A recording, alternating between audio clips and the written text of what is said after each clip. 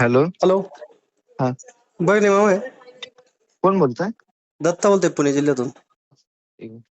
रियाज भाई अजून नाही निघले. हॅलो. हॅलो. हा, कोण बोलताय?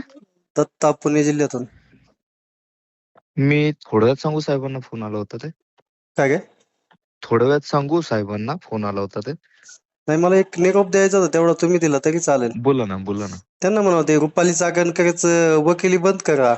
राज्यात जे अवकाळीचं संकट आले त्याच्याकडे लक्ष द्या. हो साहेब, नक्की सांगतो मी. कसं आहे माहिती का, ऐका ना साहेब.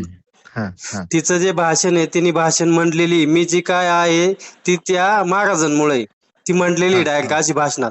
मग हा. वकिली करायची काय कारण, काय बाजू घ्यायची कारण आहे ना. आपलं अवकाळी चालू आहे ना महाराष्ट्रात, काल एवढं झालंय त्याच्या हं. उत्तर द्या ना तुम्ही.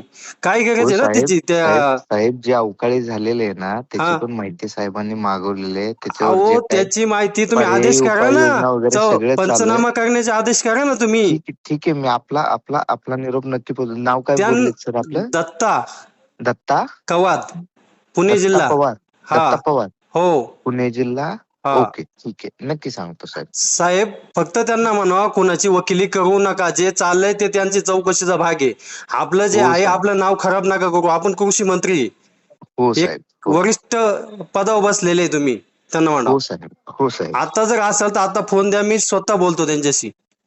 हो. मी थोड्या वेळाने सांगू. आता साहेब कार्यक्रमामध्ये आहेत ते काय. चालेल चालेल साहेब, चालेल. हो हो हो हो.